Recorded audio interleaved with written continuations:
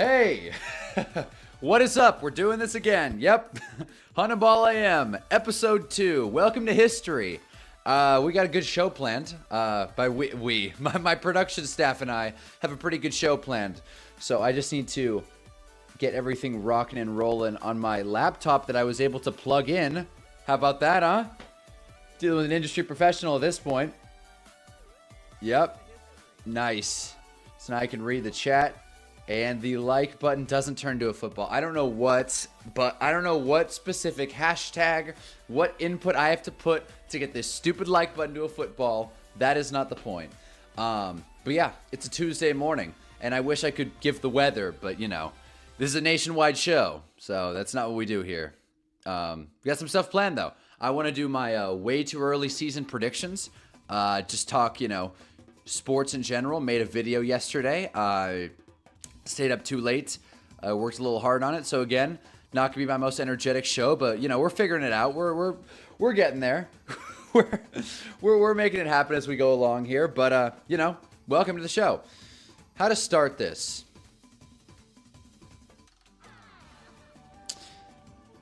The more I think about the Matt Nagy hire, the more I feel like I'm kind of talking myself into it a little bit too much. It'll be fine. It should be fine. But it did take the wind out of my sails a little bit. I'm excited for it. I think it'll be a good time. And let me take these headphones off. I'm excited for the hire, but I really don't think Giants are going to the Super Bowl, which is a tough sentence to say, as that will be my first prediction. My first way too early 2026 to 2027 prediction. The Giants are not winning the Super Bowl, and that stings. That hurts a lot. This year I said I would pick them regardless. I would pick them if we were 0-16 and it was 17th game of the year. That now, going into next year, I feel like the standard's high, but it's also not too high. It's a weird place to be as a Giants fan. You kind of have to expect the team to get healthy and get good, which are two bold steps. But at the same time, it can happen, but there's one other team that I really foresee getting healthy and it working. The other hardball team, but I'll start. But the team I want to start with is the Dolphins. So we got Donnie here. Let's go, go Pack, go. I'll be talking about them in a second.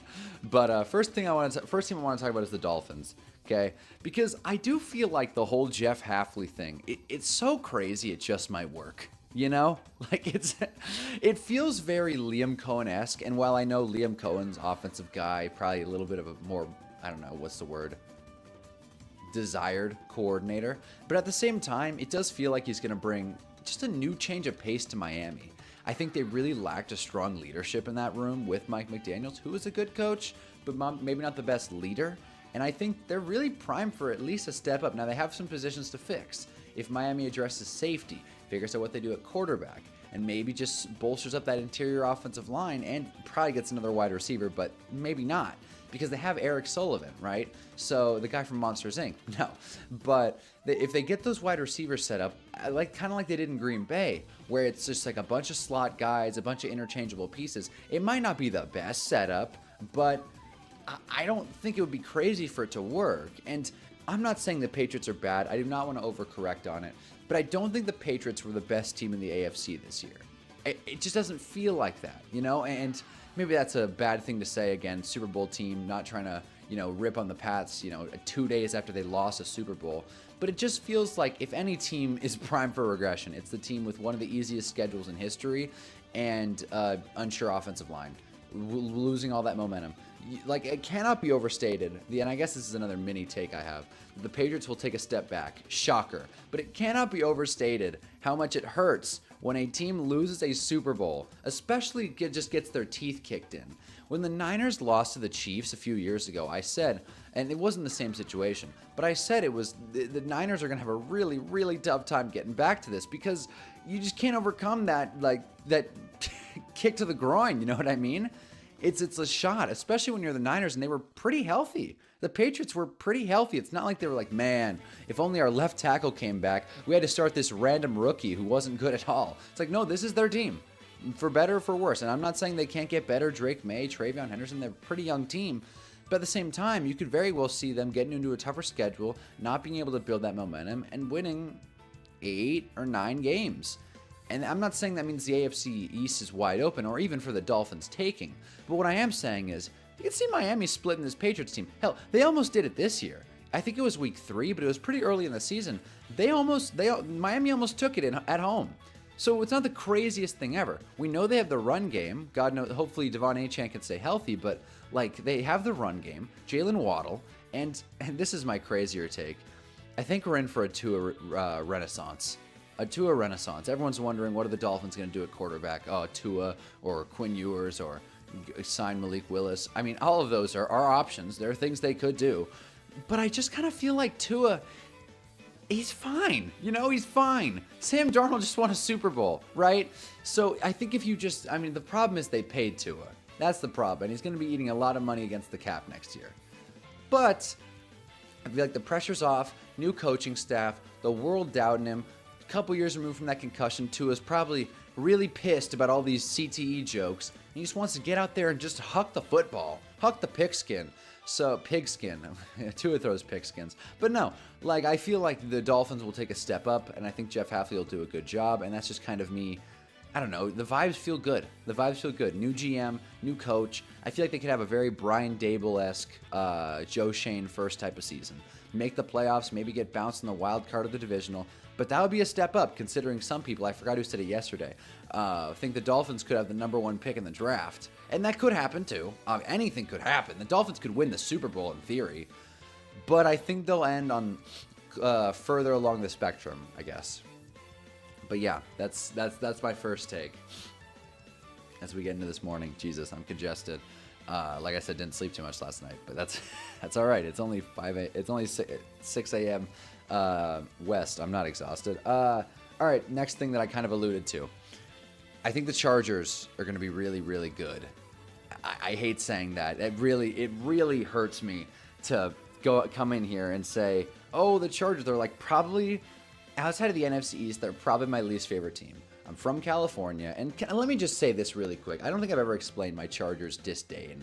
The thing about the Chargers is you don't have to be boots on the ground in this state to know that they don't have many fans. So when you meet a Chargers fan, it's very jarring. It's like meeting a Clippers fan. It's just like, why? And that is not me saying the Rams or the Lakers. But if you had to pick an LA team, I think you picked the wrong one. Even when the Chargers were in San Diego, which was a much better vibe, it still didn't feel right. Just something about it. It's just this team doesn't feel real. And I've never been able to really wrap my head around people that buy jerseys and go to games. Like, I've been to Chargers games. They're not that fun. Like, Qualcomm Stadium really soured me on football stadiums in general. When the first stadium you go to is Qualcomm Stadium, you get anxious every other football game you go to in your life. Because navigating in and out of that stadium, like, I'm bummed that they torched it.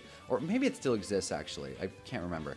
But I'm bummed that they just, nuked it. But Qualcomm Stadium is not the place to learn about the sport. The first game I went to was Chargers-Broncos, and they blew a 21-0 first-half lead to Peyton Manning's Broncos, and that was his first year on Monday Night Football. So after that, I thought, yeah, I'm not going to do it with these Chargers. And not that I was even, on the fence. I was still repping NYG, but, the Giants hadn't come to town yet. I eventually did watch Giants-Chargers. Shocker, the Giants lost. But it just doesn't feel like a real team. So that's why it pains me so much to say that I think the Chargers are actually going to be pretty good. I don't know why. I mean, I do know why, and I've said it a few times on stream. It's the fact that they're the only AFC team that is more or less guaranteed to take a step up. I obviously, maybe Joe Alt and Rashawn Slater get hurt again. But if that doesn't happen, if the two tackles don't get season-ending injuries early in the year, they will be better. Maybe not Super Bowl winners, but when you look at the rest of the AFC landscape, you got, the Chiefs, I always say this, but the Chiefs, they're a couple years away from coming back. The Ravens are undergoing a whole coaching change, figuring out a bunch of changes on the fly. DeAndre Hopkins cannot be a wide receiver one. I know Zay Flowers was, but still, DeAndre Hopkins cannot be a sustainable target at this point. Mark Andrews is on the way out. Isaiah Likely, I think he's a free agent. It just doesn't feel like it's right in Baltimore, right? And I don't think it's crazy to say they're at least a year or two away from contending again. So they're out. I'll talk about Denver in a second, but I don't think they're going to be pushing for the AFC. Who else are the major contenders? The Jags are fun, but come on. And the Chargers were already a playoff team. Like, what, the Steelers? What, the Steelers are going to beat the Chargers? Like, again, no part of me wants to defend Justin Herbert. No part of me thinks that he should have got that MVP vote. But, man, you pair him with Mike McDaniels. You improve the offensive line. That team just has to get better. And I just said that Mike McDaniels wasn't the strongest leader. But at the same time, he is a good offensive play caller. He is a good offensive coach. He's better than Greg Roman. They're going to figure it out. So I don't see a world, and this is probably my stronger take, I don't see a world where this team doesn't get good. And I see the Chargers like right up there with the Cowboys. If the Chargers won a Super Bowl, I'd fall to my knees. Win a Super Bowl, I'd fall to my knees. I couldn't handle it. They're just not my team, man. I think the people that like the Chargers are fake football fans. I'm sorry. But I think they're going to be better. How about that, huh? Justin, what if Herbert, Bill? Yeah, Bills aren't. I forgot about the Bills. Yeah, I completely forgot about the Bills. Yeah, no, Bills aren't doing anything either. No, and that's another one of my takes I'm going to skip to. Here's my other prediction. Josh Allen gets another pity MVP. That does not mean the Bills win anything important, but if Josh Allen was getting MVP votes this year, I can only imagine what a year of him flipping roles with Justin Herbert. And while the Bills have it's not a good comp because the Bills have a really good offensive line, which again, Josh Allen did it with no help. He had the best offensive line in football, but they very well could turn out. The Bills were pretty healthy this year, at least on the offensive side of the ball. They were pretty healthy. Couple things go sideways. This team is what, a 9-win kind of unit, 8-9 wins. I keep saying that, but like 8-9 win team. So that'll happen, and then you got Josh Allen, who's running for his life. He'll probably make some crazy passes, and the voters love Josh Allen, man. He's so good, and he's a nice dude. But they want to vote for him. If they voted for him this year, I don't see why they won't vote for him next year. And I think I'm trying to rack my brain. Who's going to get MVP? Is Stafford going to take another swing? Is 9 going to get the job done? Joe Burrow? God, I forgot about the Bengals. What are the Bengals going to look like? Probably not that substantial, if we're being honest. I mean, what is the best case scenario with the Bengals? I don't want to go on a tangent here. But I think Josh Allen is going to get a pity MVP. It's not going to matter. He's not going to be contending for a Super Bowl, but the voters love him, and they will make sure he gets his due because the voters do not want to be talking about Josh Allen in 10 to 15 years, talking about how he can't get into the Hall of Fame because he couldn't win the big one. They want to make sure that Josh will have a busting cannon because he's good for the brand, supposedly. So that's another take I had. Really, really mini take, and this is more of a question. Where do we see the Bengals going? Like, it can't be great, right? 7 or 8 win Bengals, they can't be that good. It seemed like more or less the same team. I don't really know what the mobility is here, but, they pay their guys, they pay their stars, but I don't know. I don't see a world where the Bengals are great, but I don't even know how to project them anymore. They're such a weird team. Like, that Super Bowl they made was just so jarring. It was so weird, and they made it happen, but since then, they haven't made the playoffs, I don't think. Someone's always hurt. That someone is usually Joe Burrow. They can keep trying to protect him. And if they have a great draft, then maybe. But I don't know. I keep looking. I have this thing of helmets right here. And I keep looking. Well, lost Tampa. But I got this thing of helmets. And I just wanted to I keep referencing it because I don't want to forget any teams. Cincy came up. But it's early. I'm trying to bring some energy. But yeah, I got more takes for sure. And again, happy to engage in a discussion about these. Okay. This is another one I feel pretty good about. I think the Texans handedly take the AFC South, and that I don't feel great about it because it does hurt to say, but I do think it. Look, I love the Jags. They were a fun story. Trevor Lawrence deserved his MVP votes much more than Herbert or Josh Allen. Who's the Jags quarterback? Trevor Lawrence. He earned it, right? But this Jags team did look very spotty. Let's be honest. They looked great at the end of the season. Credit where it's due. This is a team that went to overtime with the Raiders. This is a team that was up and down throughout the first half of the season. And I think they were close with the Cardinals, but they had a pretty easy schedule. And while they did beat the Texans, I think C.J. Stroud is going to get severely overcorrected. He will be the joke of everyone for the offseason. It's like, oh, C.J. Stroud can't compete in the playoffs. Oh, C.J. Stroud talking to Caleb Williams, talking down to him. All this stuff. And it's like, I feel like he could be better than that, It's possible for C.J. Stroud to improve. And I just don't. I just feel like the AFC South is once again, for the millionth time, wide open with the Colts dealing with injuries, specifically to Dan Jones, which hurts. We don't even know what they're going to do at quarterback. And then the Titans will likely be better, but I don't think the Titans are going to win the division. Do you? Do you think the Titans are going to win the division? I don't see it. So it's a two-horse race, the Jags and the Texans. And I think when you have such a great defense and a defensive head coach, you're guaranteed at least a high wins floor. So if the Jags just regress at all, the Texans take the AFC South, and then you're not going to be able to say anything about CJ Stroud, even though he probably won't win anything important in the playoffs. CJ Stroud will play better because the floor is just so low right now. The bar is low for CJ Stroud, and I think he's playing with house money. He also could get in a total mental tailspin and start doubting himself, and then the Texan season could be a complete disaster. Or we could get hurt, but he got hurt this year, and Davis Mills was fine, So then get a full season of CJ Stroud. Maybe get Davis Mills out of the building, to be honest with you. Might be weighing on his conscience. But I could see the Texans easily winning the AFC South. And I don't think that's a very hot take, but I think everyone's ripping on the Texans right now, and I wanted to make sure that they got their due. So that's another note I had. What else? God, I hate when the camera gets all choppy.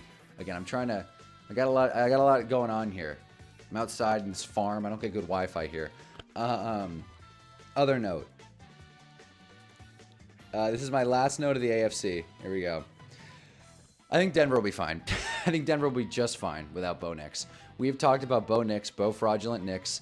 What's it? Boomer Bo. What's another one? Bo Picks.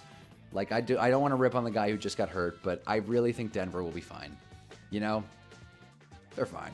They'll figure out a free agent plan that's probably not Jarrett Stidham. They might look at a hot backup. I mean, Mac Jones is off the board, apparently. Mac Jones, untouchable backup quarterback. Sure, if you say so. But I'm sure there are ways around it. Hell, they could draft a guy late. What if Nuss fell to them in round 2 or round 3? What if Trinidad, if he goes, they could put him in maybe. I don't know the quarterback class super well, but I feel like that's not a crazy shot for Denver to go quarterback because they don't really need much else, right? Their offensive line's stout. Their wide receiver room's great. Their defense is obviously really good. So I feel like Denver's pretty set. And Bo Nix, I don't want to say he was the weak link of their team, but he definitely wasn't the strongest part. So you combine those two things, and it's like Denver will be fine. They'll probably win the division. Well, maybe not because the Chargers will take a step up, but they'll be fine. They'll be a wild card, probably 10, 11 wins. They'll be fine. So I feel pretty strongly about that. If you can't tell, I'm not too high on the Raiders or the Chiefs. So there you go. But those are my AFC takes, and that's probably the bulk of that segment. Now I want to go to the NFC takes, and these are a little more rapid fire, just shooting from the hip. I'm doing five a conference. Okay, first one. I like this one. Nick Sirianni gets fired in the middle of the season. Would that shock anyone? Would anyone be surprised if Nick Sirianni got fired at the beginning or middle of the season? Eagles fans hate him. The Eagles are definitely due to regress as more contracts kick in and players get older. Once again, very healthy on that Super Bowl run. And I just feel like the Eagles organization is just waiting, just foaming at the mouth for a fair opportunity to get rid of this guy because the fans hate him. I can't imagine a lot of people in the building like him. The positivity rabbit, you name it. And is Nick Sirianni a good coach, a bad coach? Who's to say? Who's to say? He is a Super Bowl winning head coach.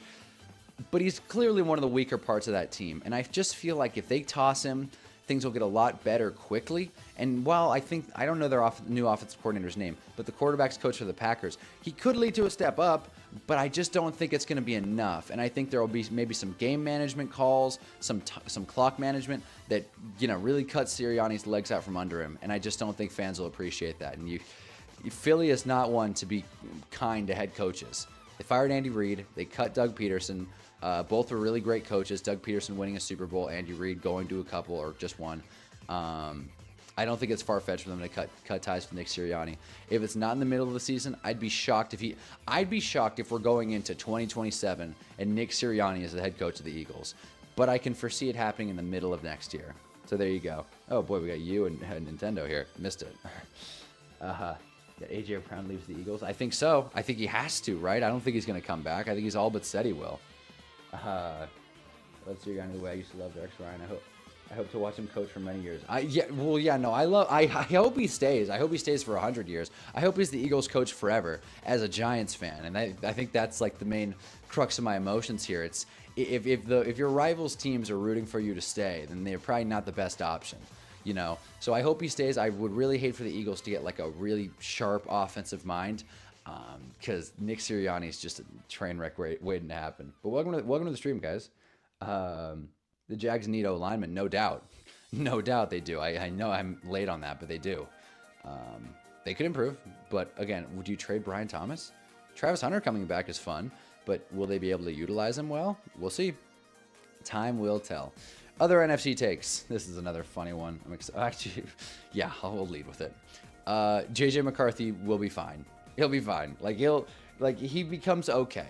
The way I used to see Brock Purdy before the Bears game in specific was, system quarterback. He can win. He knows how to win games, but he's not the guy that you want to take over, right? And then Brock Purdy, I feel like he has taken steps up. He's good enough to where I'll call it. Brock Purdy's good.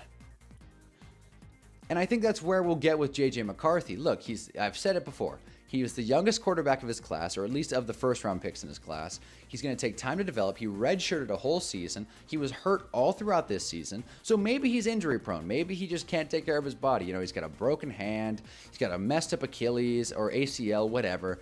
He's not Stretch Armstrong, but I think he can grow. You know what I mean? I think he'll get better.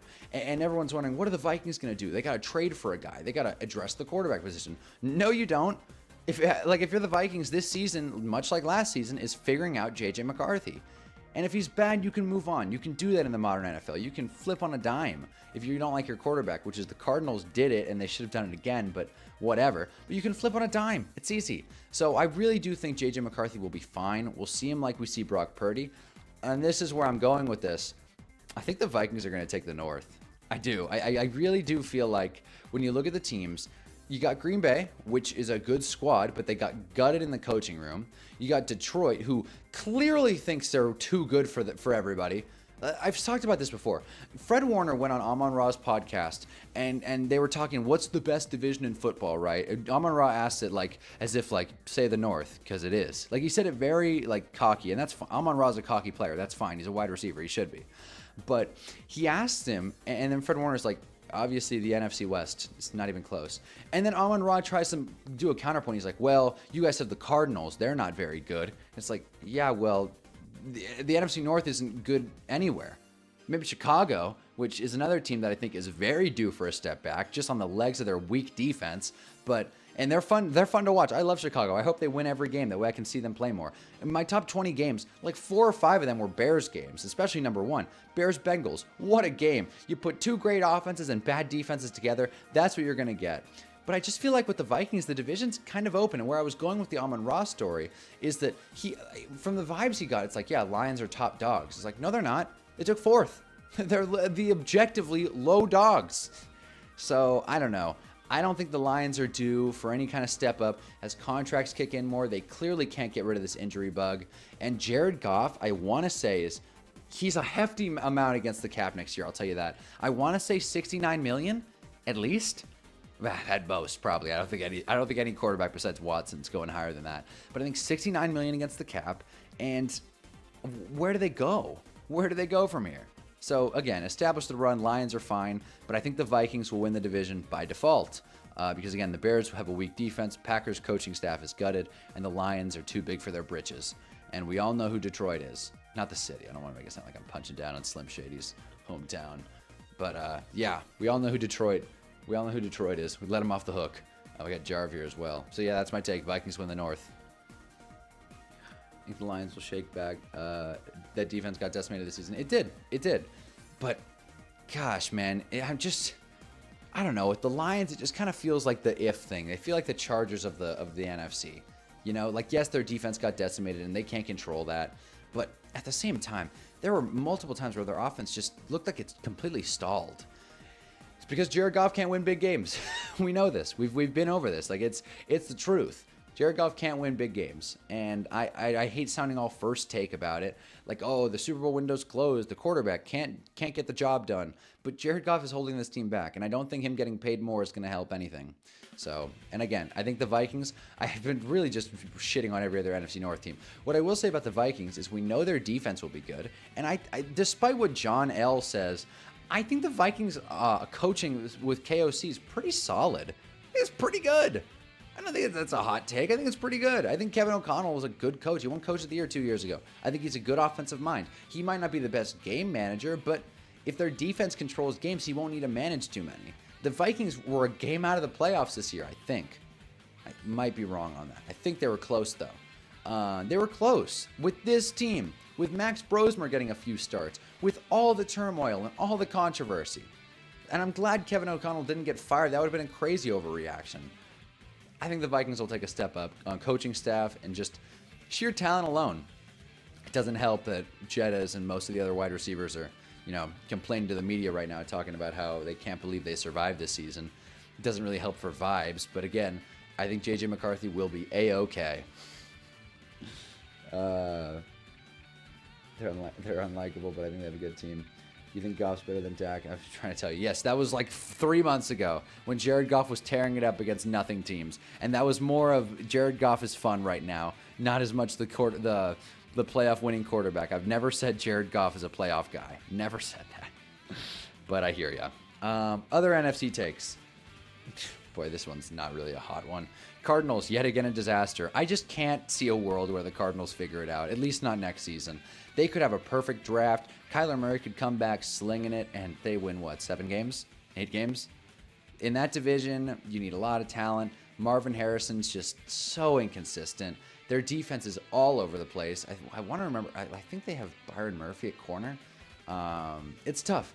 It's tough trying to name Cardinals players, I'll tell you. I think Walter Nolan was a great pick, but he was hurt for a good chunk of the year, and ultimately an interior defensive lineman's not going to win you a ton of games. I mean, look at the Titans with Jeffrey Simmons. He's been great, and it hasn't really gone very far. I think they both went to Ole Miss, if I'm not mistaken. Nope, that's not true. Simmons went to Mississippi State.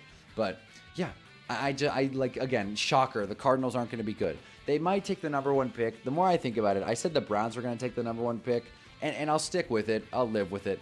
But it wouldn't be a surprise if the Cardinals continue to fall apart. I don't know. Like, who's their new coach? Who did they just hire? Damn it. Oh, I wasn't super impressed by it, though. I'll say that. Damn, who did they just hire? I thought it was going to be Vance Joseph. Oh, it was LaFleur. It was Mike LaFleur, right? Yeah, Mike LaFleur. It could be good, but again, first-time head coach. He definitely didn't pick the right team. I don't think this roster's going anywhere at least next season. Hot take, Cardinals won't be good. There you go. What do you guys think? Is that a hot take? Lorenzo's here as well. Marvin Harrison, low-key trade candidate. Yeah, not bad. What do you even get for Marvin Harrison? Like a third? A third pick? Third-round pick? Like, I mean, I can't imagine getting a 2 for him at this point. Great talent, but, I mean, you guys gave me shit for saying Brian Thomas is worth a 2, and he at least had a good rookie season. Marvin Harrison just hasn't looked great, and the Cardinals are not helping him in that system. I'm not going to say they are, but I don't know. What do you even get for him? And what would be the point of that for the Cardinals? What, net a 3rd-round pick and just tear it all down? If the Cardinals just tear it down, tear it to the studs, and just get as many picks as they can, that would be funny. Just see a real tank. Because, again, next year's quarterback class is going to be awesome. I feel like they say that every single season. But Arch Manning, you might be an Arizona Cardinal. Vikings prediction is going to be the Sam Darnold of 2026. I'll remind you, don't worry. Yeah, okay, well, yeah, these are takes. Yeah, I'm like, these are way too early takes. I have no idea how free agency or the draft is going to look, but I wanted to just throw some stuff out for our Tuesday show. That was just one stream where we were arguing about Dolph Garrett. Yeah, I was hard up on Goff. Yeah, because Dak's also not a big playoff guy. But no, Dak proved me wrong. I remember that stream very vividly. I remember that stream. And I was going sheer stats. Because at that point, Jared Goff had much better stats than Dak. Ended up not panning out, though. And I moved Dak accordingly. Jared Goff is very low on Hunnaball Hill, which I got to redo. We gotta once the season starts, I got to redo that. But you know, we'll start from scratch. So funny. Someone commented on like a few videos ago. It's like someone tuned into the stream after the fact and was like, "Why is Lamar Jackson in fine?" And it's like, well, he was fine this year. He was fine. He wasn't great. He wasn't in really good. He wasn't Dan Jones caliber, and I think that's the line. You gotta beat Dan Jones to be considered elite, because we all know he is elite. But yeah, Cardinals aren't gonna be great. Another one. Tampa also continues to struggle. I feel like I'm walking or talking in circles here by saying I don't see how this team gets better, or you know, whatever. But like Tampa in particular, Mike Evans is getting old, man. I cannot believe Mike Evans is still playing. Chris Godwin's best games are behind him. Baker Mayfield's getting more injured by the day. He might get injured in his own house. This dude is a walking injury, and he plays through it. Credit to him, but that's one of the reasons the Tampa can't win, because Baker's throwing passes and like holding his arm afterwards like it's the 90s. Man, taking ibuprofen and a couple games off. Jeez. I'm not a pro load management or anything, but Baker's playing through injuries and it's holding Tampa back. And they'll get Bucky back, which will help. And Rashad White, like, it's a good run game. Their offensive line is stout when healthy. And I guess that's the one thing I said about the Chargers. How could they get worse if their offensive line gets healthy? I guess the same thing could be said about Tampa. But they just feel like they're getting older. And they really trailed off at the end of last season. And it's going to be tough to catch that momentum again. And what will probably happen is Tampa will have an excellent September. And then I'll look like an idiot. And then October, November, and December will happen. And then it will be back here. We'll be right back here. Where Tampa's like not even able to win the NFC South, which was not a very stiff division this year. I wanted to make a take about the Panthers. I have no idea what's going to happen in Carolina. So you can call that a mini take if you want. I have no idea what's going to happen in Carolina. They could be awful. They could be playoff contenders. I guess, I mean, yeah, that's it. I'm not going to say they're Super Bowl champs, but they could be anything, right? Like Bryce Young, they gotta trust Bryce Young. Much like with J.J. McCarthy, you just got to give this guy a fair shot. One more. Run it back. The alternatives are not much better. If you bring, like, Bryce Young's not as much as J.J. McCarthy. No one's saying the Panthers need to replace him. But I don't think he's great, but they have to really trust him. It felt like they lost that Rams game because they didn't trust him. And mind you, they almost won. They almost beat the Rams, which would have been crazy. Because I don't think they would have, you know, maybe not won round 2 then, but still. Well, yeah, then you get Panthers-Bears. Anything could happen in a game like that. Caleb Williams versus Bryce Young. I think we saw that this year, right? Maybe in preseason. Either way, real clash of the Titans there. Bears-Panthers. But yeah, that's why they drafted Booga. I get that, but he also trailed off through the season. He also trailed off.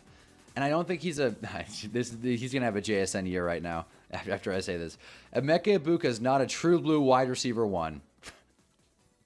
There you go. So draft Emeka in fantasy. I'm sure he'll do great, because that's the kiss of death right there.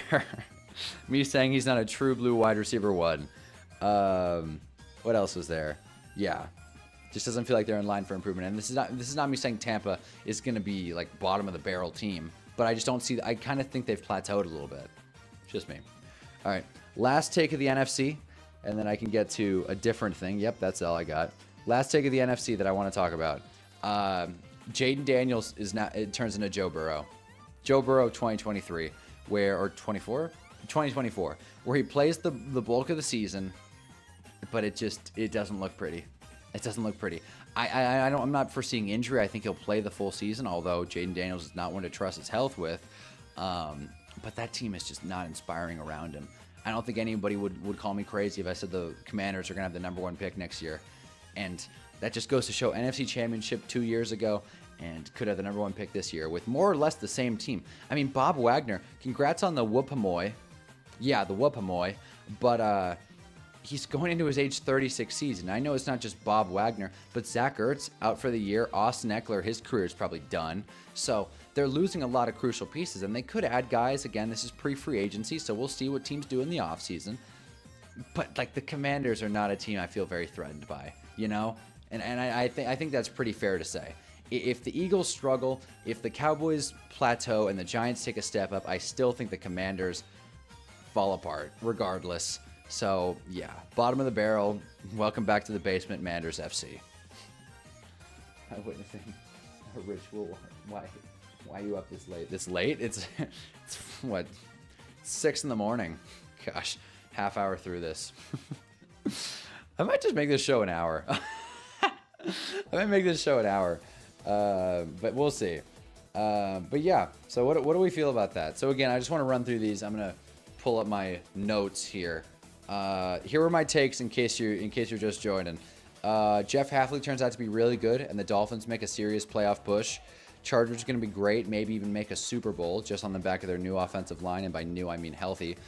Texans take the AFC South, and CJ Stroud has an overall renaissance because the Jags are going to take a step back, and the rest of the AFC South isn't very threatening. Josh Allen gets another pity MVP because it just feels due. Denver is fine without Bo Nix. He was probably their worst starter anyway. And then in the NFC, Nick Sirianni gets canned middle of the season. J.J. McCarthy becomes okay, much like how we saw Brock Purdy in the early parts of his career. He knows how to win, but not much else. Cardinals are yet again a disaster. Shocker. Tampa continues to plateau and or struggle because Emeka Ibuka, again, not a true blue wide receiver one. And Jaden Daniels is a Joe Burrow type career arc where he cannot win big games because his defense and team around him refuse to help. There it is. So yeah, Hunnaball Am, episode 2. Had to make some predictions because I'm sure half of those are going to be wrong. And odds are one of the teams that I just said are going to be bad are going to win the Super Bowl. Just how the way things go around here. So we will see. Time will tell. I miss football already, though. This hurts. We are 2 days removed from football. 2 days into the offseason, and I'm already like, man. So, yeah, those are my takes. I want to catch up on chat here really quick. I said the line. Yeah, Mecca for oh boy. Yeah, seriously. It was crazy too before any real offseason. Yeah, no, it is very subject to change. But I need to talk about something. Shoot, man, I need to talk about something. But yeah, so those are the picks. Those are the picks. And Jarvis very high on the Brian Dable Titans. I think they'll be fine. The roster still sucks. Like, once again, try to name a Titans wide receiver. It's very tough. I mean, Io Manner's cool. Io Manner is fun. I would like to see him be good. He might be a sleeper fantasy pick yet again. I'm going to be holding Io Manner all season just like I did this year, just for nothing to come out of it. So we'll see. Time will tell. Wonder how Harold Fannon's going to do. That's what I should talk about, fantasy. Oh, I'd have to be riffing it, but I am curious what the next first round of fantasy would look like.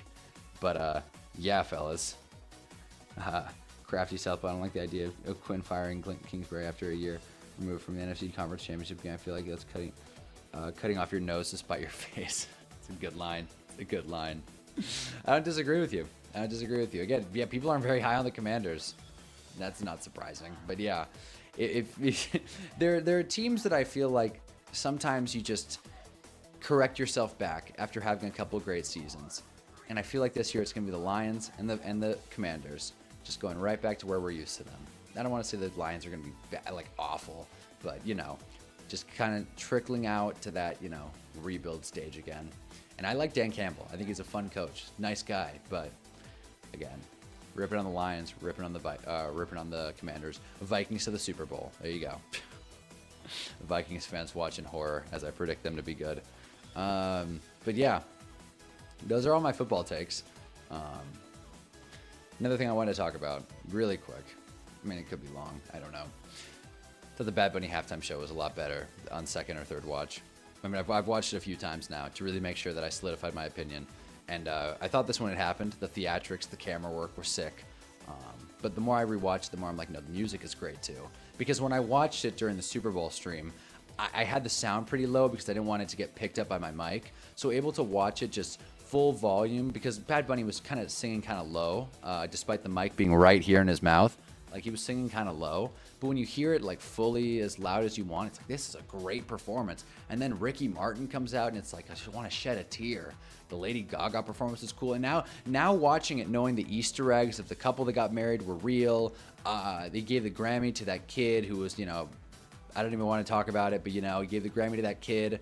And then he took a shot from this lady who's like runs this like tequila bar in New York. There's so much detail, and it's like the best Super Bowl set ever, right? Like The Weeknd's probably comp, but best Super Bowl set ever. Is that fair? Like people in the bushes, the electric power lines. Like it goes on and on and on. And if you didn't like the show, that's fine. But I really think it was great. I really do think it was one of the better halftime shows we've seen. And I made a video yesterday. Check it out if you haven't, about how Super Bowl ads suck now and all this stuff. What I will say is the counter to that is, while Super Bowl ads are bad, I feel like we're in for a, I said renaissance like 4 times this show already, but I think we're in for a renaissance for halftime shows. Apple Music is doing such a great job with producing these. The Rihanna one wasn't as great because she was pregnant. Again, it is what it is, but you can't do too much with the set there when the lead can't move too well. And then the Usher thing was fine. Considering the timing they did it with, the Usher show was pretty good, all things considered. Like, the timing was weird. I didn't recognize a lot of songs and still able to appreciate it. But when you look at Kendrick, when you look at Bad Bunny, and I think that's all Apple Music has had, right? Just those 2, and well, just those 4. It just feels like they're really taking a step up. Where Pepsi, like, was fine, but Pepsi really felt like it was up for some misses, you know? Pepsi had, like I said, the Maroon 5, Travis Scott show, which was awful, Katy Perry, and everything else before that. I feel like Pepsi stalled a lot in the early 2000s, and the NFL came to them and said, you guys got to do better with these halftime shows. Of course, there are some outliers, Prince, etc. But when you get down to it, Apple Music just seems to be running it with so much more artistic flair, so much more autonomy. And it's just cool. Seems like the budget's higher, and I enjoy that. It's cool. So the Bad Bunny show was a lot better than I thought. Yeah, and some people couldn't appreciate it. And that's, if you didn't like it for the music, that's fine. But if you didn't like it for some other reasons, it's not great. It's not great, because art is art. English, Spanish, whatever. So yeah. Boy. I think Monty wants out from the Lions. Well, I don't blame him. Shoot, I would. This is jumping off a sinking ship. And yeah, like Jarv's saying, yeah, Apple Music's doing way better. I rewatched Gaga and maybe closer to than anyone wants to say. I look, rewatch Gaga's show. I thought, again, I ranked that pretty high. I think I put it 3 on my list. Again, here we go with the Lady Gaga thing. It's like Lady Gaga's is actually very underrated, but everyone likes it. Please let me know, does anybody in the chat think that Lady Gaga's halftime show is bad? Her specific standalone halftime show? I've never heard someone say they didn't like it, but everyone who likes it says pretty underrated. Here's my niche pick. It's just funny to me. It's a good show. Played it simple. You know, just because it's girly pop doesn't mean you can't like it. And yeah, so while it was fun. It was fun enjoying that halftime show. I saw a tweet that was like, finally, some art that actually inspires, you know, and makes me not feel awful about the world. Because if you were watching the game in full, it was a boring game. The ads were just awful. They were so bad, it inspired me to make a video. Which, by the way, Jarv, I checked out that one fella that you put in the Discord. Good video, but much different than mine. So I'm not too worried about him beating me to it. Just wanted to announce that in a public forum. But yeah, man, the ads were brutal, and I think in doing my Super Bowl ad video yesterday, I kind of want to say one thing.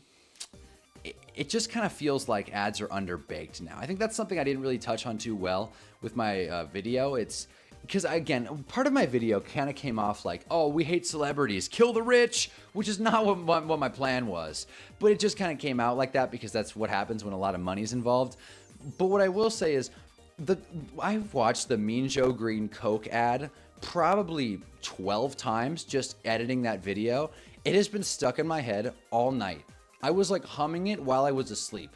It was like, it's catchy. Like they have like a little jingle, like it's catchy, it's emotional, it's good product placement, it's football, like, you know what I mean? And from what I've gathered, in my research, I didn't find a lot of heavy hitter Super Bowl ads in the 80s and 90s. And that's probably because it was just like another game. It's like the NBA Finals. It's like, oh, ads during the NBA Finals. It's a championship, but you know, who cares? But the Mean Joe Green ad was just so sick. It was so true. And like I said, it was because they didn't attach it to the product. Like the product is there, right? It's an advertisement. It's there to advertise a product. But for a Super Bowl ad, you're more so supposed to tell a story. And one of the things I didn't talk about was the Dorito ads, where like one of them, like the guy gets in a time machine. It's just funny.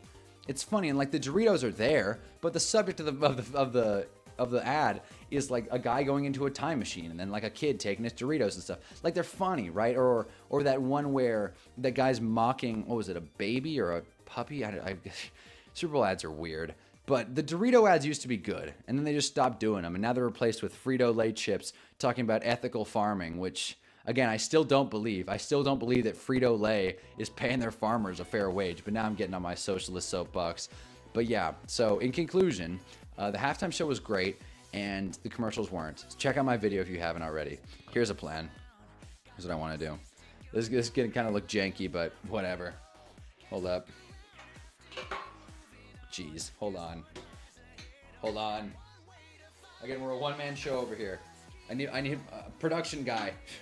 Can you turn the camera? Gosh, man. The way I've been doing this, I have this tripod on 3 chairs like an idiot. I don't have a desk. However, I have a chair. I have a chair. Oh boy, all right. That's nice. That's nice. You guys ever sat down before? And now I can keep up with the chat a little bit easier.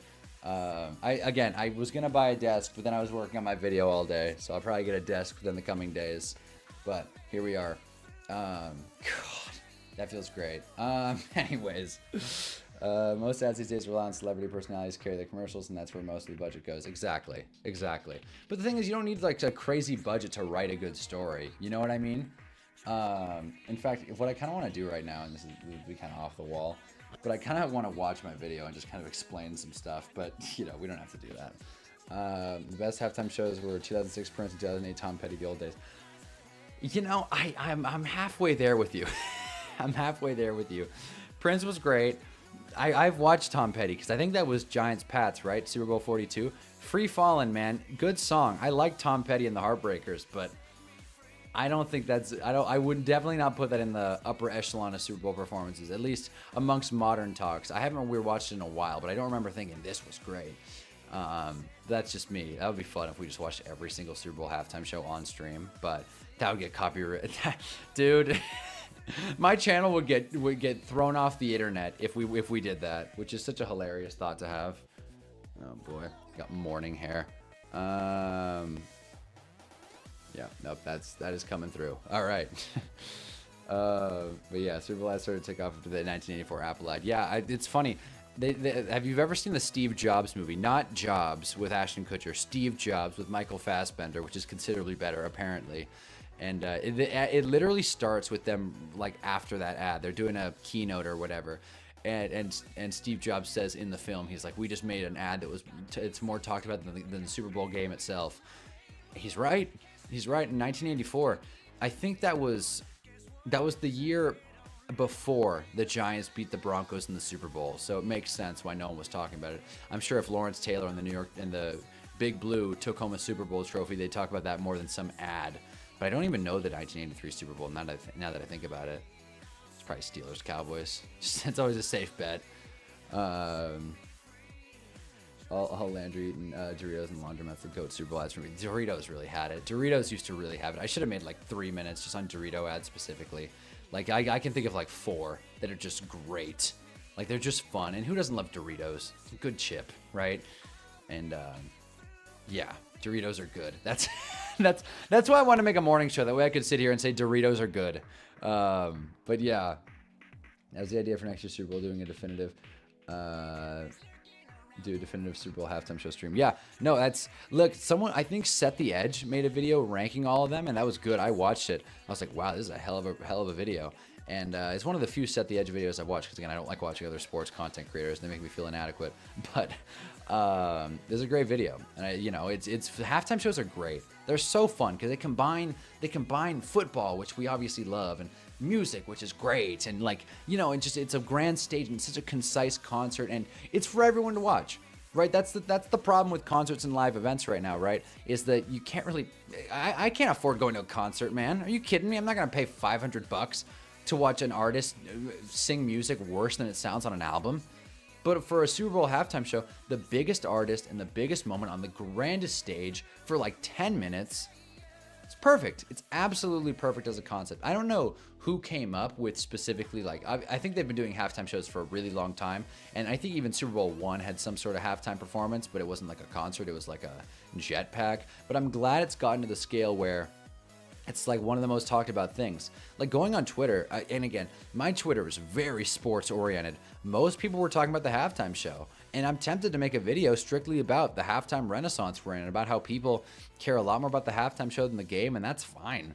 That's fine, because it puts less pressure on, and like, you know, a game that could go anywhere. The last 2 Super Bowls have not been exciting. They have not been fun to watch, but the halftime shows have carried them. And I think because of that, I, among others, hopefully you guys, will look at the games more fondly because they're not so worried about, you know, an intangible sports outcome that could go anywhere. Whereas the halftime show with an artist who's at the top of the world, because Kendrick last year, they caught him at the perfect moment at his career peak. And I think they caught Bad Bunny, I don't want to say at his career peak, but I mean, shoot, where else does he go from here? Dude hosted SNL, did the Grammys and a Super Bowl halftime show in the same week. Like, you know, his most streamed artist of the year. I think Bad Bunny earned it, you know, and he's not American. He's not speaking English. It's like such dumb arguments. Puerto Rico's in America.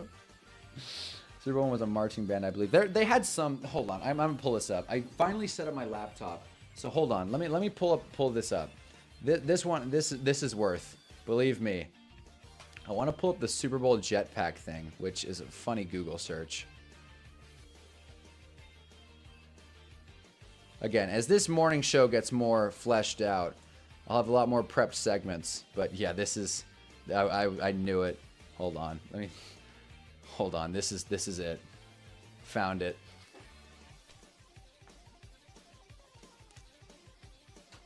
Okay. Again. Here we go. This is it. Might get copywritten, but whatever. This isn't monetized anyway. Okay. This is the Super Bowl I halftime show. This is the one I will rank, as you can see. Everyone's freaking out. The crowd goes wild. And this guy, shit you not, just goes up in a jetpack. That's the show. Which, by the way, this was in the 60s. Where the hell have the jetpacks been? Clearly this works. Clearly, whoa, what the hell? If they had this in the 60s, what are we doing walking? The spectacle of a sport. That was the show. That was the show. There you go. There I am. But... jeez, I don't have the length. There it is. Nice. Okay. But yeah. So that's... what do you think? That was the halftime show. Pretty epic, right? Imagine they did that this year. They should do that for Super Bowl 100. Where they send in a jetpack in reference to the first one and then just piss everyone off. That would be great. But again, that's 40 years from now. God, I'll be 60. Where will you be during Super Bowl 100? Oh boy. Let's fight boots. The video of the crowd during Bad Bunny, hilarious from him working in the music industry for 26 years to that was a dead room. Wait, was it a dead? Wait, I'm confused. Wait, bless five boots. Wait, I'm confused. Wait, so it was a dead room. From what I heard, the crowd was pumping. So I'm assuming from working in the music industry for. Okay, so you're saying from working in the industry for 26 years, that was a dead room. Really? Yeah, Rich Eisen, he said everyone was fired up, and it sounded pretty loud. I hate admitting it, I really do, but if anything felt like a dead room, it was Kendrick's. And that's a bummer because, you know, like I said, rap doesn't translate super well to this kind of performance, but it seemed a lot louder than last year's, so let me know. But it does feel like it was, you know, at least a movement upwards. And also, outdoor halftime shows just look way better. That's another thing I just wanted to throw in there. Imagine how many shark credits you had to buy that. It's funny. Gotta love GTA. GTA 6, man. Once GTA 6 comes out, man, it's gonna be football and GTA. And right now it's just football, but football and GTA, that's gonna be my life. And one more thing that I want to talk about football in my life, which again, this was a pretty big talking point yesterday. Football, or the Super Bowl next year is on Valentine's Day. And some people are seeing that as, oh no, my wife's going to be mad at me. My girlfriend's going to be pissed that I'm going to be watching the Super Bowl on Super Bowl Sunday. It's on a Sunday. Just celebrate on Saturday. You know what I mean? As known dating expert Hunnaball, I feel like just celebrate on a Saturday, right? Like who cares if February 14th, 13th, 12th, who cares? At least people will remember it. Some guys straight up forget it. It's like, oh, damn, it's Valentine's Day. My bad. They remember on the 17th. I feel like just celebrate on Saturday, and gives me even further reason to stay single. Nice, just what I needed, and more validation to stay single. So yeah, crowd noise was pumped in Kendrick's for halftime. Can't hear it now when I watch his. Like, it was pumped. Really, it sounded quiet. It sounded really quiet in my book. But yeah, that's what I mean. Super Bowl, and in general, Super Bowl crowds are not like, they're not a very, like, it's not a rager kind of crowd, It's not like the kind of audience that turns up. It's a bunch of people, I hate saying this, but like with money, that are there, probably old money, just kind of, at the game for the game, right? Who would buy football tickets to watch a football game? But it's very clear that it's not like a rager audience for Super Bowl. So I'm not surprised that it felt a little underwhelming compared to other musical performances. I'm sure a Bad Bunny concert is way crazier, but it felt like the crowd got into it in my book, especially when like certain songs turned on. And from what I heard, another friend of mine who went up to the Bay, the Bay was electric. For that show and just that whole game in general. He said the whole week felt like it was like a whole different planet up there. Everyone's happy, everyone's fired up, it's great. So yeah, I was believe in celebrating Valentine's Day on a different day anyway. That way you're not competing with everyone else. That's a great point. That's a great point. You're never gonna have to fight for a reservation on February 13th. That's a great point. Jeez, never even considered that. I love that. When I say pump, I mean no. I know that. I know you mean manufactured noise, and even then, I thought it was still quiet. So that's pretty weird to hear. But I don't think they pumped it for Not Like Us. That seemed pretty fiery. But again, I wouldn't be shocked if most like, I don't know what's even the word, rich fat cats who were in NOLA for the performance were there singing peekaboo. They weren't sitting there like, I got royalty in my DNA. Like, I doubt it, right? So that's not really the time and the place. And like I said, rap doesn't translate as well, so it makes sense. And with Bad Bunny and Kendrick specifically, they start pretty slow. They start just like vocals only, and just for like a little bit, like 20 to 30 seconds. But I think a lot of times that kind of sets a weird tone for the rest of the show, because at that point, I don't know, 5 to 10% of people who already went into it not wanting to enjoy the show, they went into it like, oh, it started quiet, and they just held on to that thought for the rest of the show. It's like, oh, it started quiet, so there you... Because I had that thought, I'm like, wow, this is starting kind of slow. But then it turned up, because, we change our opinions around here all the time. Just like with Jared Goff and Dak Prescott, just saying, hey, John, $5. Thanks, man. I forgot to put alerts on for this OBS channel. Damn it, I gotta do that. I didn't think anyone would actually donate to this morning show. But thanks, John. Going to the chair fund. $5, I appreciate it. I hope BTS does it this year. Not because I'm a fan, but the amount of discourse that would make would be a spectacle. That is a good point. I feel like that's the thing. I feel like Apple Music's halftime shows they're stepping up like each year, right? So I don't really know where they go from here.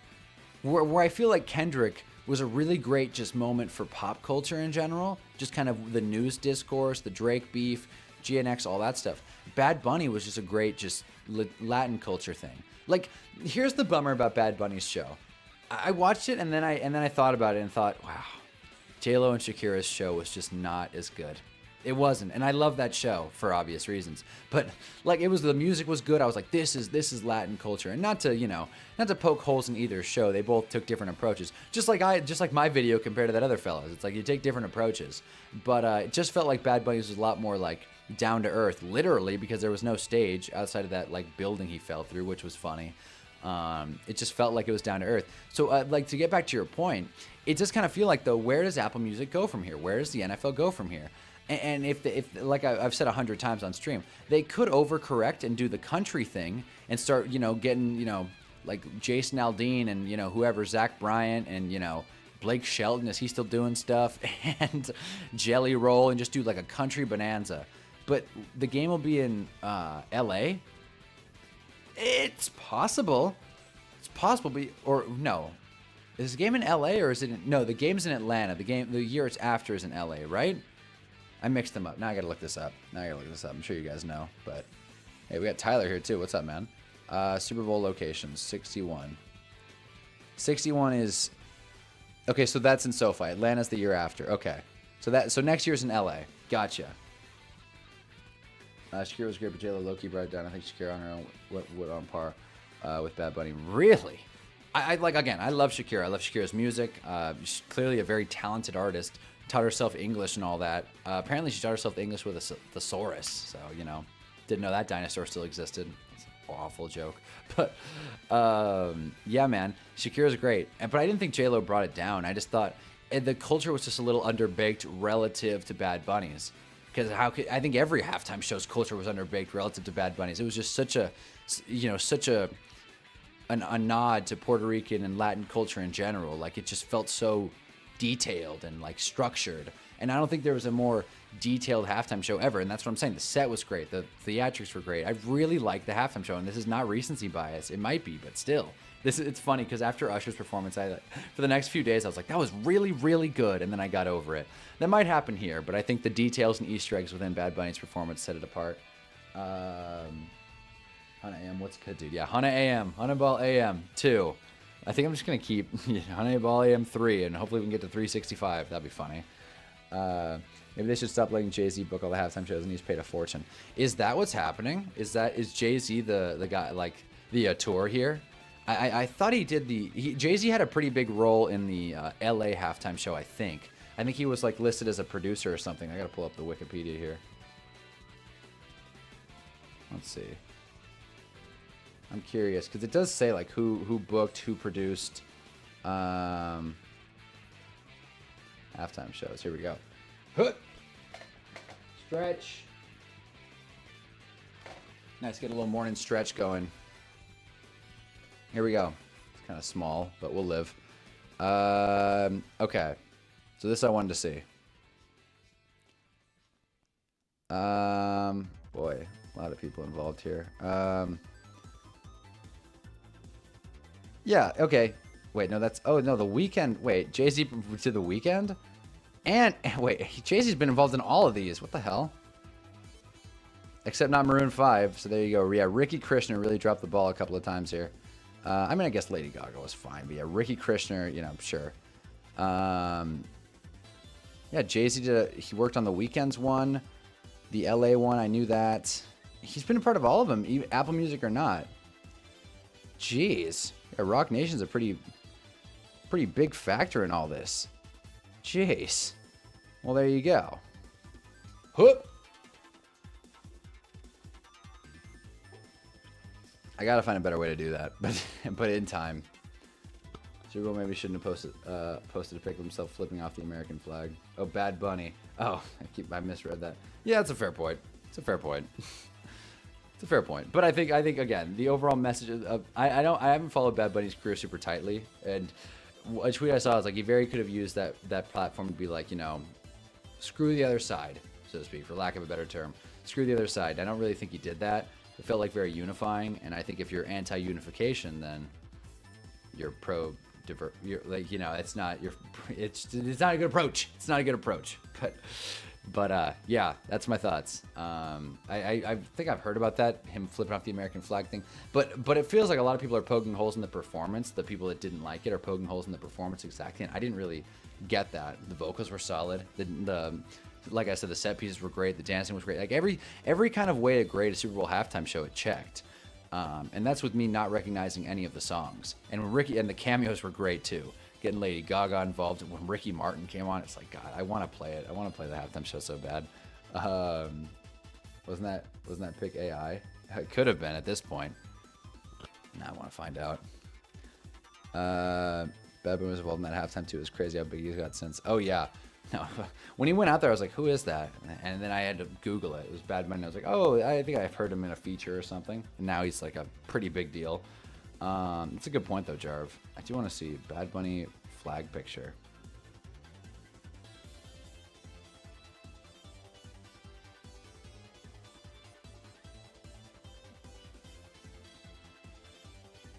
Bad Bunny US flag flipped off. Does this? Okay, it was AI. Yeah, this is clearly AI. He's wearing a dress. He's burning. This is clearly AI. That picture is obviously AI. He's burning the American flag, which not a laughing matter, but like picture's clearly AI. Oh boy. Oh, and it's a private club, so yeah, Rich Eisen, of course, is clapping. It's his paycheck. Okay. Listen. I know it's his paycheck, but I don't even know how to respond to that, honestly. You're right. It's a private club. And that's why I think the crowd wasn't exactly pumping. That's what I'm saying. It's a private club of people who are super well off and they don't know how to respond to good music. There you go. So they might do the country thing. And you know what? If they do, I'll embrace it. I'll try to enjoy it. I will go into it with an open mind, even though not the biggest country fan on earth. I'll give it a shot. Shoot. Bring out George Strait. I don't know. Shania Twain, she's done a performance. She's country, right? I could be way off on that. I couldn't tell you a single Shania Twain song. People only care about vocals whenever it's the person they didn't want. Yeah, very true. Very true. Again, Sam Morrell, comedian, he said, he was like, if you're protesting this show and you didn't protest the Lady Gaga one, or not Lady Gaga, Katy Perry, you're a fraud. If you didn't protest Katy Perry's show, then you got issues, because that show was objectively bad. That I'll tell you, the vocals in that one were weak. The sets sucked. Katy Perry can't dance. Left Shark isn't funny. I will pound the table. That show sucked. I think my BB is fed in performing WWE. Super Bowl, I think it was the most generic music I've heard in my life. Fair. I mean, again, it's tough when you don't. Again, I'm assuming you don't know Spanish, Nintendo. I don't know it very well either, despite my various swings at trying to learn it. But yeah, if you not understanding the music, I can definitely see that read. Left home and purchased a carton of milk during halftime. Will Campbell's face was pictured on the back of it. See, there you go. And that's another thing. I know that's not the Crafty Southpaw's point there, but yeah, again, with the halftime show, you could just not watch it. You could just, go get food or something, take a shit. That's, it's 10 minutes. But again, everyone's allowed to have an opinion. I just happen to really like it. As a non-Bad Bunny fan, I might add. But yes, of course, Rich Eisen's going to talk it up. I get that. But this year felt a little different, right? I mean, Kendrick's also felt like he tore the roof off the place. At least in my book, though. Yeah, it's going to ruin us, man. People were running with that pick so hard. Shania Twain's done already. I know Shania Twain's done already, but they could have her as a cameo. The NFL's never been one to not double dip. But yeah, no, AI images are going to destroy us. AI is destroying us period. That's why I really like the thumbnail of my last video, which I keep plugging, but watch if you haven't. That's why I really like the thumbnail, because that Svedka vodka ad, which again, everyone talking about it, is exactly what they wanted, but it was horrifying, absolutely horrifying. And I think I was looking away on stream, and I just kind of like glanced at it and just thought, well, this is stupid, and then looked back at like fixing the stream or whatever. But I think the comments were pretty heavily like, that ad was awful, ruined my life. Same thing with the Coinbase ad. I wasn't paying too much attention because I was hung up on the Dunkin' ad. I couldn't even believe they stacked the Dunkin' ad and the Coinbase ad together. There were two just very jarring approaches.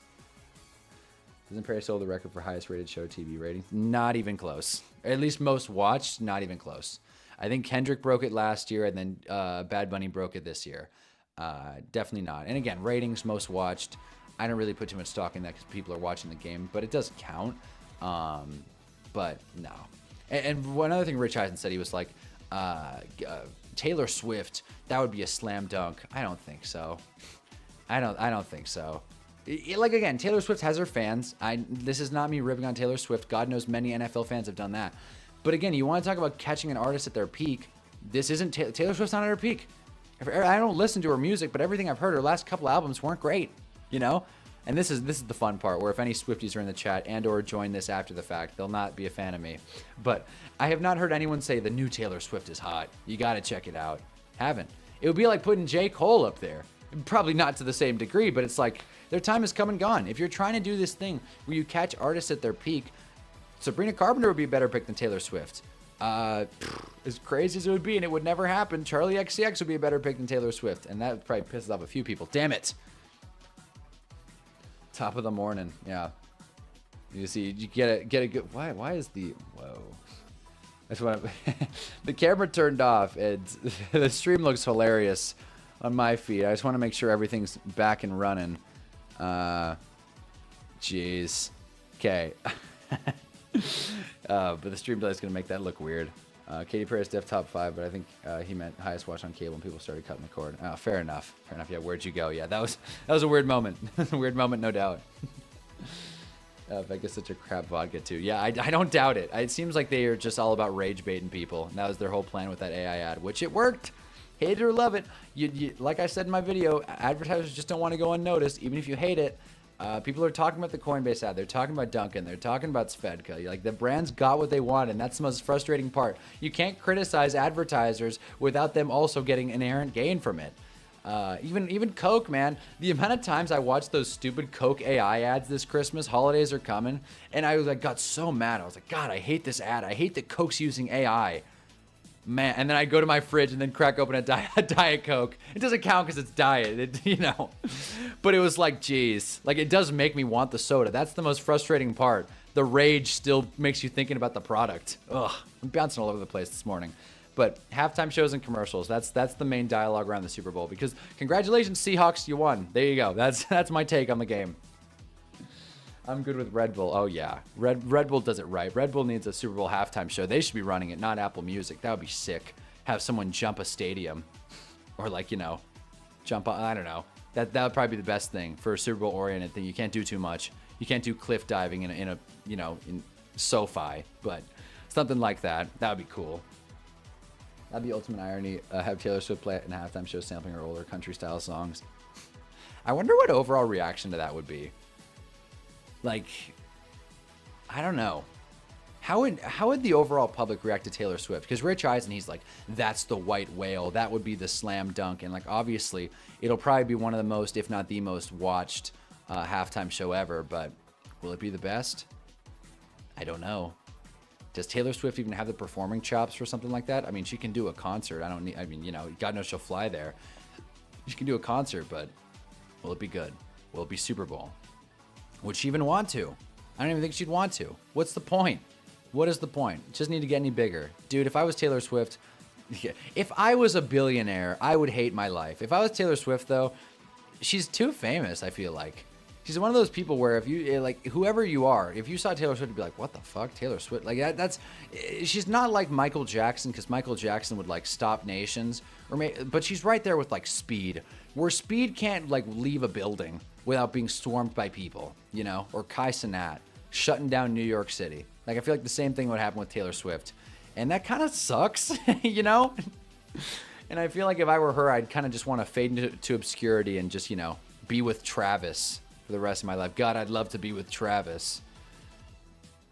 Chiefs has to be in the game, though, do they? Well, if the Chiefs make the Super Bowl this year and Taylor Swift's performing, then I'll give something to the NFL's rigged crowd. I'll give it to them. That would be it. That would make sense. Bud Light might beg to differ. Well, that's a fair point. Bless 5 Boots. Bud Light, another shitty ad I heard. I didn't even remember watching it. But yeah, Bud Light had another miss with Shane Gillis and Post Malone yesterday. But yeah, Bud Light definitely had its moments of weakness. No one's going to disagree with you there. Oh, boy. But yeah, guys, what other takes do we have on Super Bowl ads or halftime shows? It's fun going back and forth. You have no idea what I'm going to say next. It's the old axiom, there's no such thing as bad publicity. Yeah, exactly. Idiom. Yeah, exactly. Had the Eras Tour show is amazing, so I think she would kill it. I hope so. The thing about Taylor Swift, and this is the same thing I said about Bad Bunny. I'm not familiar with his game. Hope he'll do a good job. Same thing with Taylor Swift. Like, you will not ever hear me be like, oh, what an awful pick for the halftime show, unless they pick Kid Rock. Then I'll think that's a bit of a head scratcher. I don't really like that pick. But outside of that, I feel like a good chunk of halftime show performers will be good. The NFL won't just book someone that's like some random guy. Usher felt weird, no doubt, and he was still able to land on his feet. So who knows? And it's happened before where they caught artists after their peak. Like, it's not a mutually exclusive thing. Like, Rihanna was not performing at her peak. Usher clearly was not. And it worked. So we'll see. And clearly the LA rap show, which again, I think that kind of worked against it a little bit. But, we will see. Time will tell. I think the early opening odds favorite was Miley Cyrus. In fact, I want to double check that. Next Super Bowl. Oh, wait, no, it's on the prediction markets app. Hold on. Let me pull this up, because I saw it, and I was curious who, like, the odds-on favorite is at this point of the game. It's so nice going into this app and seeing the bet hit for the defensive special teams touchdown. Who will headline the next show? Okay. Wow, this is interesting. Yeah. Oof, okay. That's weird. Yeah, Miley Cyrus very much taking a taking a sturdy lead. My internet just stopped. That would suck. That would be a bad time for that. Yeah, so right now, according to this app, Miley Cyrus has a considerably good shot. BTS also is actually the odds-on favorite, which would be nuts. Sabrina Carpenter's up there, number 3. Drake's got some looks. Ariana Grande, which would be something. And Justin Bieber also up there as well. It'd be weird if they gave it to Biebs. Now would be a funny time to do that, but shit, I'd be with it. That'd be cool. But yeah, so those are the top names at the moment. BTS very well could. The odds there suck. It's at 83%. I don't think BTS is an 83% shot to get the halftime show. And they also had Miley Cyrus also at 83%, so they kind of contradict each other. But yeah, so Miley Cyrus the odds-on favorite, which is, I guess that would be kind of like a hybrid country attempt, right? Miley Cyrus is country in certain ways, right? Hannah Montana. My music incompetence is coming out right now, but I feel like Miley Cyrus would be a nice little bridge the gap, and she can bring out country artists and they can kind of bridge it a little bit. BTS in LA though, that would be pretty nuts. I feel like that would be pretty wild. You'd get a lot of interesting you'd get an interesting fan dynamic if BTS did the show in LA, because their fans would show out, no doubt. But I'd argue many BTS fans aren't huge fans of the NFL. I don't think K-pop and the NFL have a lot of alignment. Not knocking K-pop. I just don't think that there's a lot. I think it's fair to say if I met someone and they said, "Yeah, my favorite band is BTS," my next question would not be, "So who do you think's winning the Super Bowl?" You know, and it's no judgment, but it's just not something I'm very familiar with. And I just feel like in LA, that's where I'm sure a lot of K-pop stans reside, and it'd probably tear the place down. But it would also be kind of a interesting crowd dynamic, like I said. Drizzy. Foo Fighters would be sick. Foo Fighters would be cool, but I think, unfortunately, Foo Fighters has lost a member or two, and I think they've done a cameo before. I could be wrong on that. I think they've done a cameo though, right? I mean, again, that doesn't mean it can't be done, but Foo Fighters would be weird at this point in the game, I'll say. I guess they haven't done a cameo. Wow, it felt like they had. That's crazy. What a miss by the NFL. They should have done it already. Drizzy. Yeah, it's not going to be Drizzy. That ship is come and gone. I'll be hype as fuck for Miley. God, Jarv, it feels like you like all these people. Like, is there a halftime show you wouldn't want to see, Jarv? Well, where's the negativity? Damn it. This is jarring. It's jarving. So audience, you want to please the ones of your viewer think about it, lol. No. Yeah, no. Again, I get it, but the NFL could take that approach, because NFL fans aren't not going to watch a Super Bowl. You know, like, no matter what the matchup is. Someone asked me, they were like, what Super Bowl matchup wouldn't you watch? It's like, none. I'd watch all of them. It's the Super Bowl. It's the biggest. It's like the biggest event in American sports. I'm going to watch it every single time, unless I like hate my life or something. Like, or unless something big is happening. Honestly, dude, if I got married on the Super Bowl, I'd move the wedding. Honestly, that just wouldn't go. It wouldn't, or I'd be watching the game on my phone. You know, it wouldn't go. So I think there is something to be said about ushering in a new audience, and I think that's what the NFL's approach would be with BTS. But again, I much like I didn't know Bad Bunny's music, I certainly don't follow K-pop that well. But you know, that's a personal preference. And I think if the NFL is trying to capitalize on a different side of the market, they could get a couple people into football. But then again, you don't live it like everybody in the general United States, I'd like to think, knows about the Super Bowl. It's not like people are like, what is this football championship game? I've never heard of this. What?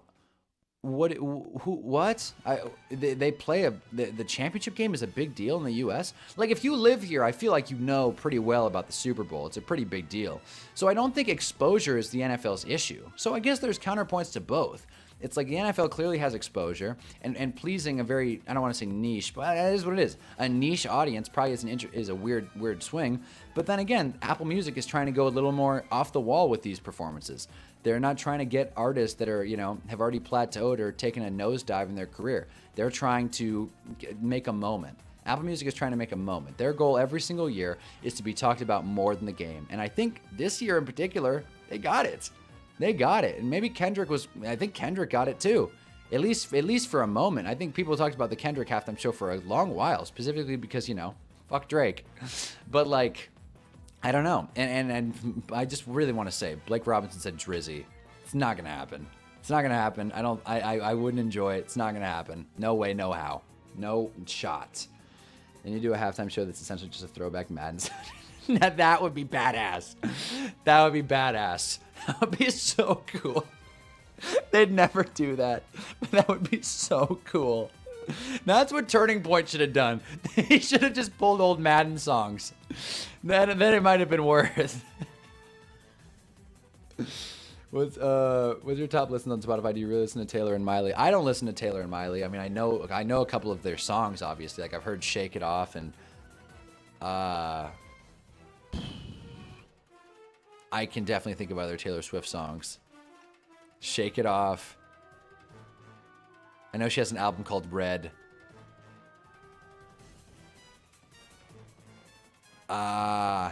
Yeah, no, there are definitely Taylor Swift songs. I'm blanking. I'm completely blanking. And then, you know, Miley, Wrecking Ball, of course. Party in the USA. Party in the USA would hit. That would punch. Super Bowl halftime show. And I think Miley's done a lot of new stuff too as well. I haven't followed the back end of her career. Or the front end, honestly. I know the hits, right? I know the hits. I'm not plugged in with these artists at all. But again, I can recognize Super Bowl halftime show is not always for me, you know? I didn't know Bad Bunny, and now I'm inspired to check out more of his music. That's the cool thing about, you know, having different artists and having like a diverse room. It's like if it's a bunch of people I've heard of, which again, as music tastes get more specific and people become more algorithmically stretched, everybody I've met says, I like every kind of music. Right, because there are no like real hit stars anymore. Besides, like, I don't know, maybe Sabrina Carpenter, who I think would smash the game, by the way, but it would also be kind of jarring for football fans. I'm sure some people would have some uproar. Like, how are you going to give it to Sabrina Carpenter? She's not even a man. Two music episode with Connor. Oh, Plus Boots is Stacy. That's why. Plus Boots is Stacy. Hi, Stacy. That would be fun. That would be fun. I was trying to think. I was like, oh boy, I forgot. Yeah, I should. That would be fun. That would be a lot of fun. Love Story. That's a good one. That's a fun one.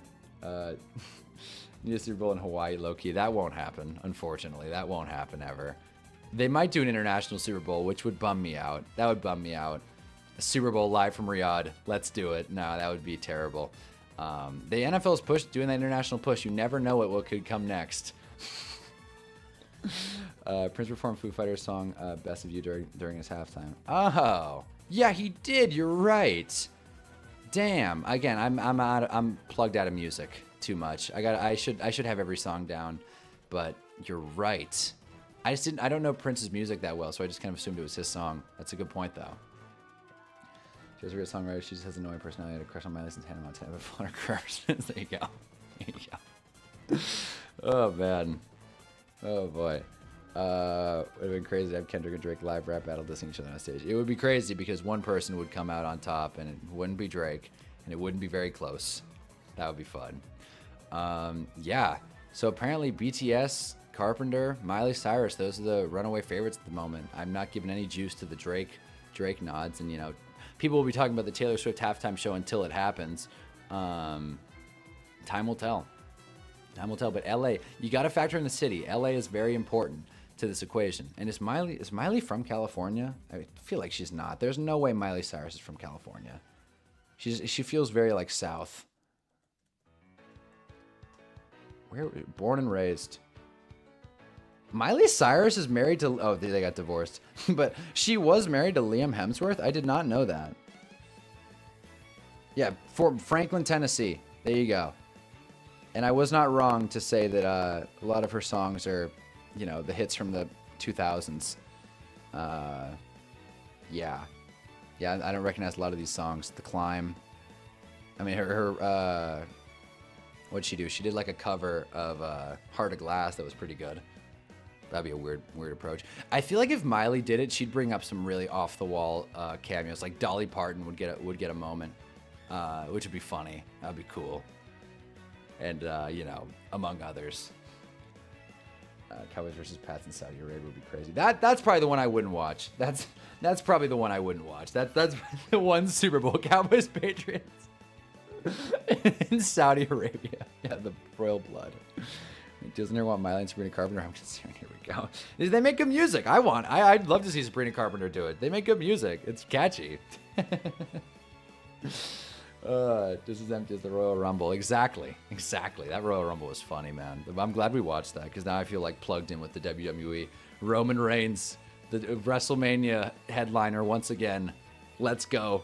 A face Roman Reigns, apparently. But yeah, what else is there? Gosh, this one really just trailed into us talking about halftime shows and commercials. And mostly halftime shows, honestly. See, this is the cool thing about halftime shows. They inspire such a dialogue, such a discourse. Like, everyone's got an opinion. Everyone's got a take, you know? But there's really no artist that I wouldn't want to see besides, yeah, again, Drake. Drake could do the Riyadh Super Bowl. Drake can do Cowboys, Pats, and Riyadh. Then I can say with certainty I wouldn't watch that one. I wouldn't watch that one out of specific protest for everything involved. Wouldn't watch any of the ads. Wouldn't watch any of it. I would check the score on ESPN and call it. We would stream playing Madden or something. Yeah, man. But outside of that, now I'm just kind of relying on the chat to carry the stream. I don't really have anything else to say. You know, it's bright and early. It's 7:30 West. So there you go. And oh, here's some news. Got a news update. Here you go. Here's an NFL news update. And I'll get back to the halftime show thing in a little bit, but I got my newsletter email, so I'll read these. Brought to you by Legit Football, which is a small company. If you're into football newsletters, Legit Football is a great website to do. I'm not sponsored by them, but I've worked with them before. They're fun. So first headline. A.J. Brown's trade talks expected at the Combine. Not much of a surprise. I don't think anyone expects A.J. Brown to play another game for the Eagles. But again, trading NFL players is tough, especially stars. David Njoku will not return to the Browns in 2026. Big story there. Get Harold Fannin in fantasy. Great player. Without Njoku there, they've got a really sick usage ready for Harold Fannin. I wonder where David would go, though. I wonder, like, what's a dream landing spot for David Njoku? Maybe the Dolphins would pick him up, considering Darren Waller is a free agent. And again, I think Miami's going to be good. Saints to prioritize playmakers this season. I don't know why that's a headline. I mean, duh. They'll probably take Jordan Tyson in the draft. Seahawks have busy offseason ahead. Yeah, okay. Okay. The news has trailed off a little bit, no doubt. Is Rashid Shaheed contract expiring? It is. Rashid Shaheed's on an expiring contract. Boy, that's going to be a weird deal to sign. A special teams player who's also really valuable on offense, but not, your number one. That's going to be a really interesting deal to sign. This is projecting at 15 to 20 million. I think that's about right, but still, who knows? Who knows? Some team would definitely overpay Shaheed. And Travis Kelce trending towards return. There you go. And Nasir Adderley's coming back. Chargers hired Adam Gase as offensive assistant. Nice. Somehow Adam Gase has returned. What do you know about Terrell Thomas? Not a lot. Not a lot. I'll tell you, Who is Terrell Thomas? Even Tender through her song Flowers is about you should listen to Miley's album Plastic Hearts. It's pretty much no skips, all killer, no filler. Okay. All right. Damn, I'll give it a listen. I'll check it out. Shoot. Under her current look and shaving her eyebrows, but I agree the woman has talent. There you go. See, we can all agree the woman has talent. They see game is game. We can agree the woman has talent. I'm also not, again, love Lady Gaga, I do, but her music's great too, so there you go, a guy likes a woman artist, but like, I think Lady Gaga's music is great. The blonde eyebrows are a little jarring though, I'm not gonna lie. I know she's been doing it for a while, but it's a lot. The blonde eyebrows, I've never seen such a thing. It's an interesting look. But again, Lady Gaga killed it 2 days ago, so that was fun. But yeah, that's the news. Who is Terrell Thomas? Saints looking to sign good players. Talk about a slow news day. Yeah, no, seriously. I'm like, that's not much of a story. Hold on, Terrell Thomas. He's a soccer player. No shot. That professional football player who plays for Carlisle United. Is that the guy? Is this the guy? Gase crazy eyes are back. Yeah, exactly. It's a funny day for headlines. That's what it is. Adam Gase is going to that Chargers staff, which now is a pretty loaded group. If the Giants signed Adam Gase, we would be like, oh my God, the Giants are screwed. This is a fireable offense for John Harbaugh. He hired a coach that didn't work out. Much like the Greg Roman signing. But hey, I'm excited for this Giant season. I'm excited for this season overall. We only have, 6 months and 28 days, basically, more or less, until the next season. I got to get like an actual timer going, like an actual counter. But again, we're figuring things out. We're building this morning show as day by day, step by step. But, you know, it always makes me happy when people join this early. It's like, wow. Like, my ass is not on YouTube at 7:30 in the morning. I'd normally be asleep right now. But this is a fun reason to get up, hang out, and talk sports, and get people off of Get Up and ESPN. That's the goal. Go Bolts, great show. Thanks. Thank you. Black Keys, Stapleton. Stapleton could definitely do the country show. I don't think he'd be a headliner, but yeah, and I like the Black Keys. They're fun too. Thank you. Bless. Thanks, Stacy. That's 5 boots. Former Giants cornerback. He was low-key nice, I thought, for 2 years. Wait, am I wrong? Back-to-back 5 interception seasons. Oh, geez. I looked him up and someone completely different came up. Okay, wait. Let me look at Terrell Thomas Giants. Oh, you're right. What do I know about him? Not a lot. Oh, you know what? I remember this dude. I remember playing him in Madden. I'm playing a full season. He just had a story on Giants.com. I do remember him. He was like a depth DB. I remember seeing him like, you know, in the Madden rosters. Damn, that's a fun pull. I just like unlocked a memory from Case and Gore there. That was funny. Jeez. What a moment. What a moment. Gase was the OC for Denver when Manning won the Super Bowl. That's a good point. That is a good point. Wait, was that the last Super Bowl? It wasn't a very high-flying offense, but that is, hey, again, bolt up. There you go. Chargers have a good staff. Like I said, I think the Chargers are going to make a Super Bowl push, which is, it hurts to say, but I think it's true. Yeah, wait, who signed Gase? The Chargers. One of the unsung stories of this Super Bowl is all the veteran cutoffs who ended up with rings, not just Darnold Cup, but also Lawrence and Williams. Lawrence is a veteran, yeah, but he's definitely still in his prime, right? Like, DeMarcus Lawrence is still playing at a very high level. So is Leo, but Leo's definitely... Actually, Leo's not that old, right? Leonard Williams, he might actually be, like, relatively young. He just feels old because he's on his 3rd team. Gosh, yeah, former Giant Leonard Williams. And also, well-known veteran Julian Love. Yeah, Leonard Williams is 31. DeMarcus Lawrence is 33. So I was just completely wrong. I was just straight up wrong. DeMarcus Lawrence is 33. So, yeah, I guess those are pretty well-established veterans, geez, that are almost, I don't want to say on the back end of their career, but definitely the back end of their prime. Playing at a high level, though. That's the thing. The Seahawks defense was deep. Deep like the Mariana Trench. Speaking of old, okay, I missed Corey Webster, of course. Corey Webster, how could you forget? Corey Webster. My favorite Giants corner ever was Prince Amukamara. Dude was so good. Dude was a beast and had such a cool name, Prince. Jeez. He should make music. But also another Giants corner that I love to think about, DRC, Dominique Rodgers-Cromartie. Wasn't perfect, but he got the job done. Solid player. Just sit here and talk. That's what next stream's gonna be. I'm just gonna sit here and list old Giants. David Deal, Chris Snee, Jeremy Shockey. God, there's so many good Giants. You guys, not being a Giants fan, I couldn't imagine it. Couldn't imagine it. What would be the point? Life wouldn't be as difficult. So yeah, yes, offensive staff member. Yes, he is He's on the staff, unnamed role, offensive assistant.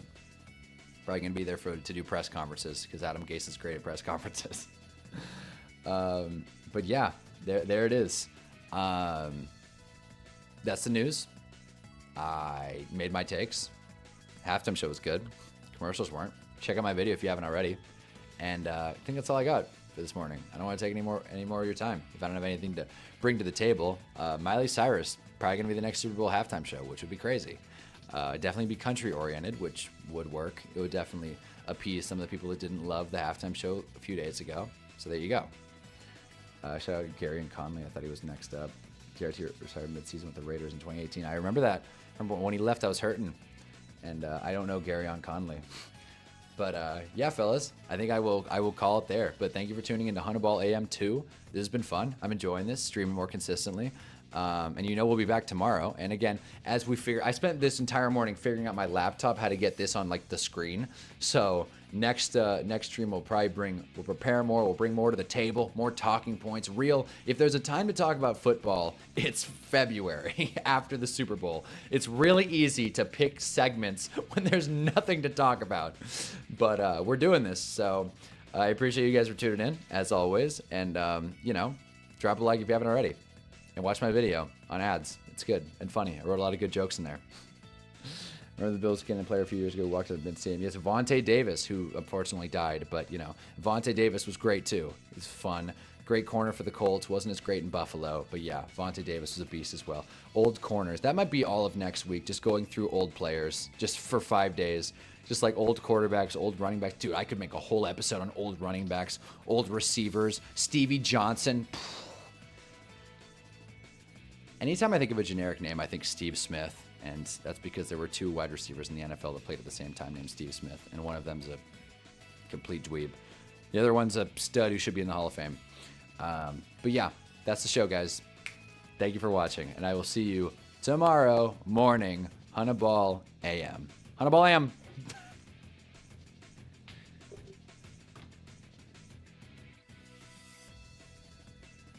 Wait a minute. Hold on. Hold on. Hold the phone. I got James here chirping me. I was gonna turn it off and then I read the chat. The ad video was so unfunny. You better be messing with me, James. you better be messing with me, James. The jokes in that are tight. tight. The jokes in that are solid. But I'm glad you watched either way, sarcastic or not. I had to address that. I can't get hate from James and not address it. Sure, the Cowboys are going to be great this year. Anyways. No, I think, yeah, morphed into a chair. Yeah, good day. Yeah, Paramore would be great too. Paramore makes great music. That's all I wanted to address. There it is. Ball game.